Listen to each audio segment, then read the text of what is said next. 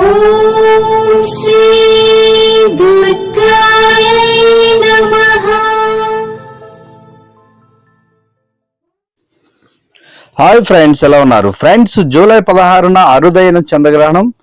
ఇది 149 ఏళ్ల తర్వాత మళ్ళీ రాబోతుంది. అదేంటో వీడియోలో తెలుసుకుందాం. జూలై 16న సంపూర్ణ చంద్రగ్రహణం ఉత్తరాషాఢ నక్షత్రం ధనుస్సు రాశిలో ఏర్పడుతుంది. మంగళవారం రాత్రి 1:34 నుంచి తెల్లవారుజామున 4:31 వరకు ఉంటుంది. దాదాపు 3 గంటల పుణ్యకాలం ఇది విశేషమైన సమయం. అంతేకాదు 149 ఏళ్ల తర్వాత ఆషాఢ పూర్ణిమ రోజున ఈ గ్రహణం రావడం మరో విశేషం. గ్రహణం వాయువ్య దిశలో స్పర్శ, ఆగ్నేయ దిశలో మోక్షం పొందుతుంది. గర్భిణీలు బయట తిరగరాదని, అలా తిరిగితే గ్రహణ దోషం కలుగుతుందని పెద్దలు చెబుతున్నారు. ఉత్తరాయణం ముగిసిపోయిన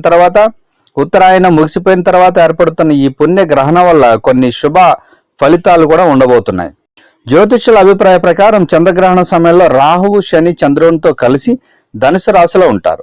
ఇది గ్రహణం ప్రభావాన్ని పెంచుతుంది. సూర్య చంద్రులతో పాటు శుక్ర, శని, రాహు, కేతు గ్రహాలు ఒకే వృత్తంలో ఉంటాయి. ఇక గురు పూర్ణిమ రోజున గ్రహణం ఏర్పడడం గత 149 ఏళ్లలో ఇదే తొలిసారి. 1870 జూలై 12 అర్ధరాత్రి నుంచి 13 తెల్లవారుజాము మధ్య చంద్రగ్రహణం సంభవించింది. అది కూడా శని, రాహు, కేతు ధనుసు రాశిలో ఉండగా రాహుతో కలిసి సూర్యుడు మిథున రాశిలోకి ప్రవేశించాడు. మనకారకుడు చంద్రుడు కాబట్టి మానసిక ఒత్తిడి లేకుండా మనసు ప్రశాంతంగా ఉండాలంటే పరిహారాలు చేయాలి. ధనుసు రాశిలో గ్రహణం ఏర్పడుతుంది కాబట్టి ఆ రాశితో పాటు ఆ రాశికి ముందు వెనుక ఉండే వృశ్చికం, మకర రాశి వారు జూలై 15 శివుడికి అభిషేకం చేస్తే మంచిది.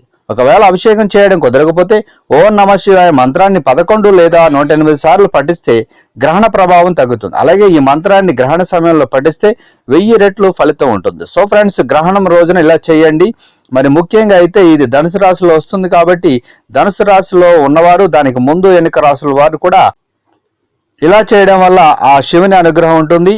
ఆ మంత్రాన్ని అంటే ఓం నమః శివాయ మంత్రాన్ని పఠించడం వల్ల మీకు 1000 రెట్లు ఫలితాలు కూడా ఉంటాయని పెద్దలు అంటున్నారు. సో ఫ్రెండ్, తప్పకుండా ప్రయత్నించండి. ఈ వీడియోని లైక్ చేయండి, షేర్ చేయండి. తప్పకుండా నా ఛానల్ని సబ్స్క్రైబ్ చేయండి. సబ్స్క్రైబ్ చేసుకున్నారు బెల్ ఐకాన్ని క్లిక్ చేయండి. Thank you for watching friends.